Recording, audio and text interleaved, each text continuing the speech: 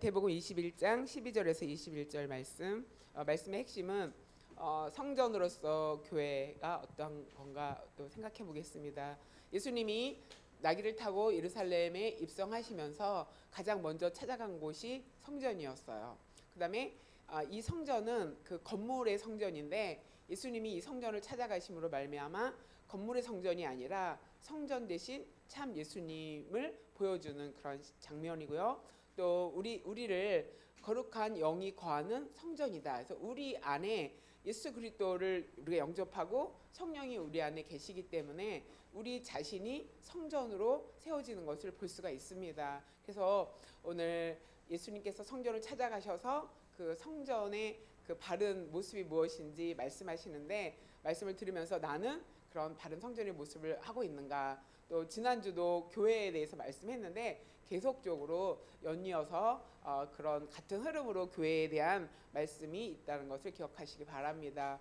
오늘 마태복음 21장 12절에 보면은 예수님이 이제 나귀를 타고 들어오셔서 성전으로 들어가셨습니다. 성전 안에 들어가서 보니까 매매하는 사람들이 있었고 돈 바꾸는 사람들이 있었고 비둘기 파는 사람들이 있었습니다. 그래서 예수님께서 그 모습을 보고 매매하는 사람들은 다 내쫓고 돈 바꾸는 사람들의 상을 엎으시고 비둘기 파는 사람들의 의자를 또 둘러서 엎으셨다, 이렇게 말하시죠. 그러면서 뭐라고 말씀하시냐면 내 집은 기도하는 집이다.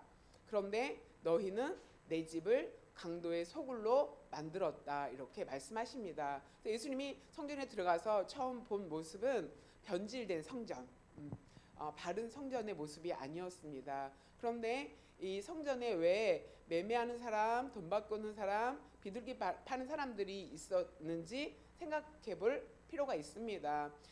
예루살렘 성전이 하나만 있기 때문에 유대인들은 누구나 1년에 3번씩 성전을 찾아가게 되어 있습니다. 성전에 찾아갈 때 제물을 가져가야 돼요.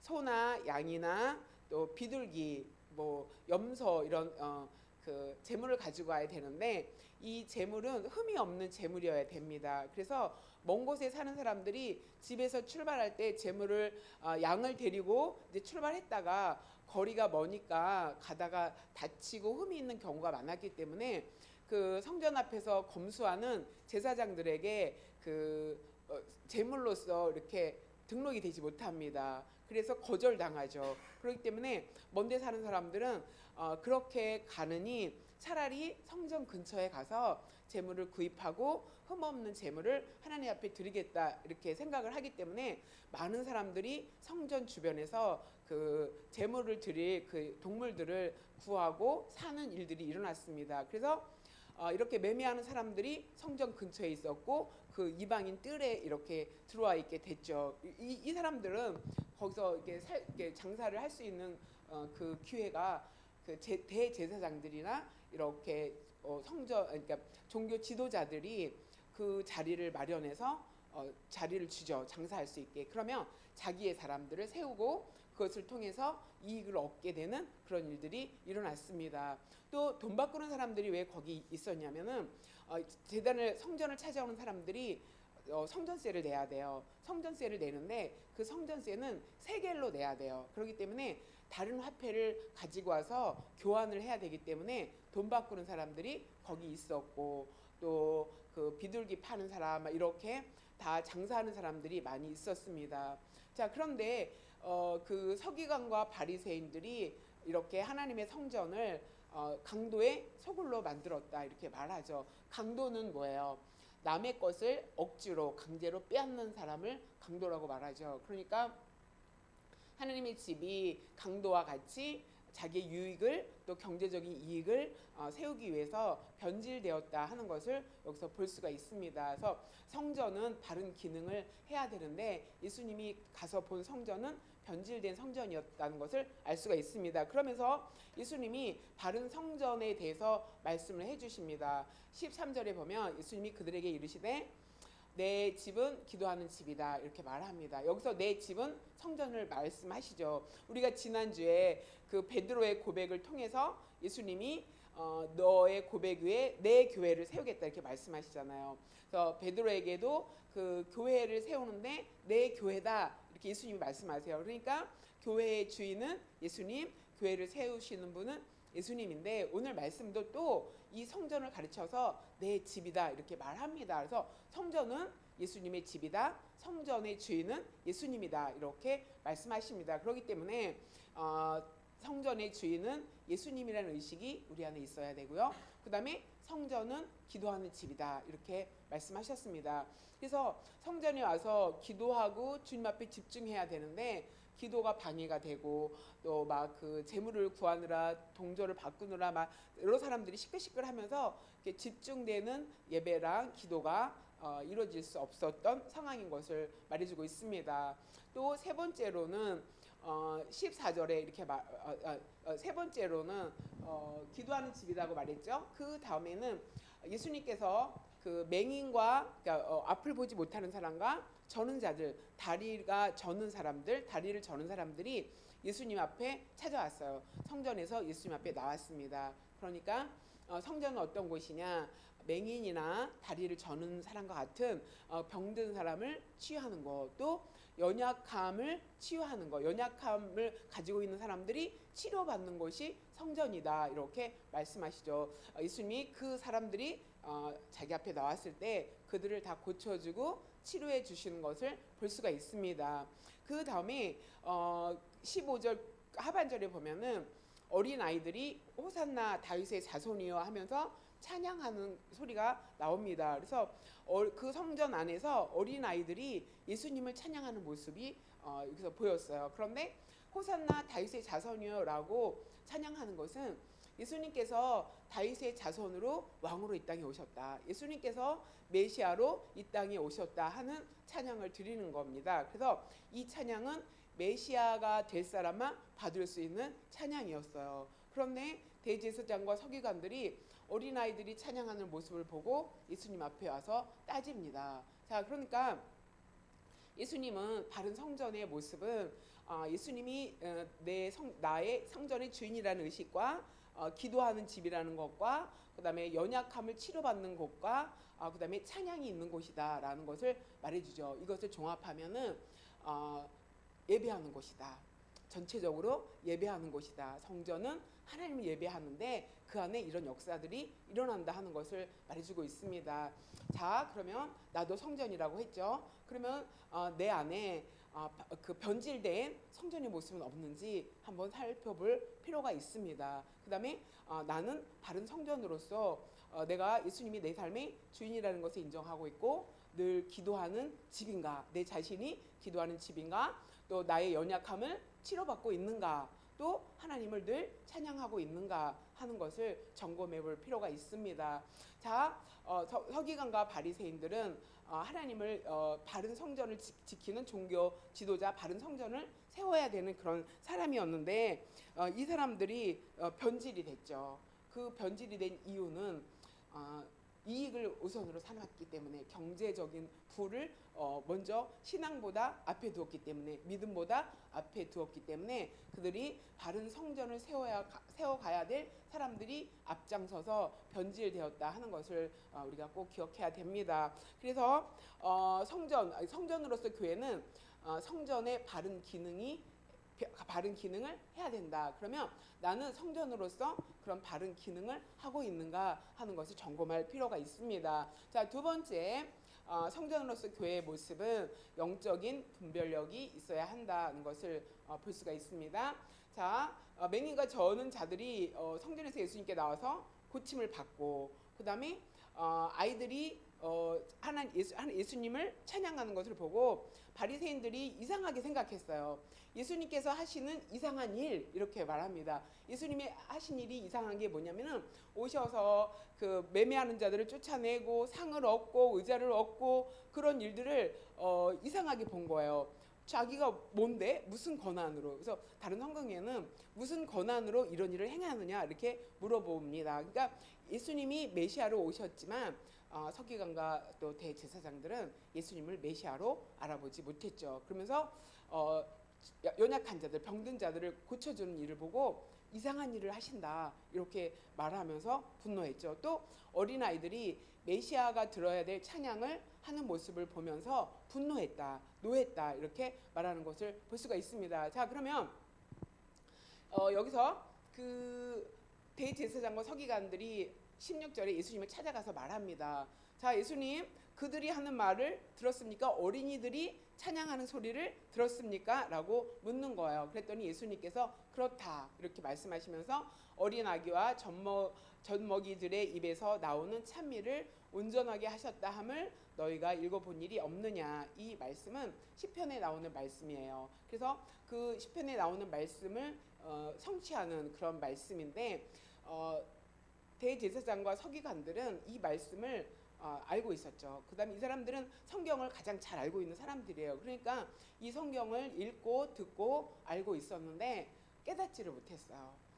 성경이 분명히 이렇게 기록되었고 어린아이들이 메시아 되신 예수님을 호산나 다윗의 자손이요 라고 찬양하면 그 찬미를 온전하게 하시기 위해서 예수님이 등장하신다라는 말씀이 구약에 예언되어 있었지만 이 지도자들은 이 말씀을 알긴 알았지만 깨닫지 못했어요. 자, 영적인 분별력이 없었던 거죠. 그러니까 우리가 말씀을 아는 것이 중요해요. 그 말씀이 분별하는 기준이 돼야 되거든요. 그런데 그 말씀이 의미하는 것을 현실에서 깨달을 수 있어야 되는데 이 지도자들은 깨닫지 못했어요. 자, 그런데 이 본문에 보면은 예수님께서는 영적인 분별을 하시는 것을 볼 수가 있어요. 여기서 보면은 책망할 자를 책망하고 긍휼히 여길 자를 긍휼히 여기는 모습이 나옵니다. 그래서 성전을 변질시킨 그 종교 지도자들을 강도다 이렇게 말씀하시면서 너희가 강도의 소굴을 만들었다 하면서 그 사람들을 책망하는 모습을 볼 수가 있습니다.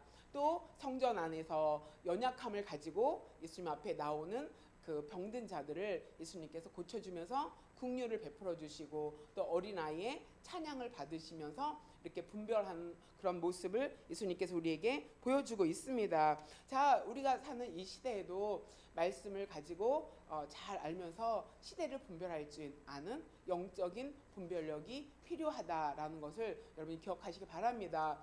이 종교 지도자들은 말씀을 알고 있었음에도 불구하고 분별하지 못했던 것은 좀 전에 말했듯이 신앙 앞에, 믿음 앞에 경제적인 이익, 그 다음에 그 활동을 통해서 돈을 버는 일에 집착했고 그것을 우선순위로 두었기 때문에 이들은 경건의 모습은 있었지만 경건의 능력은 없었죠. 외향으로는 주의를 지키고 11조를 하고 금식을 하면서 그 외적인 경건의 모습은 있었지만 그들에게 경건의 능력은 갖추지 못했다는 것을 알 수가 있습니다. 그래서 많은 의식으로 제사하면서 여러 가지 일로 분주하고 바빴지만 참 성전의 본질의 모습은 잃어버리고 있었다. 그 앞에 경제적인 것과 어떤 이익을 추구하는 것들이 앞섰기 때문에 믿음과 신앙을 구별하지 못했다 하는 것을 기억하시기 바랍니다. 자, 나는 이런 영적인 분별을 하고 있는가?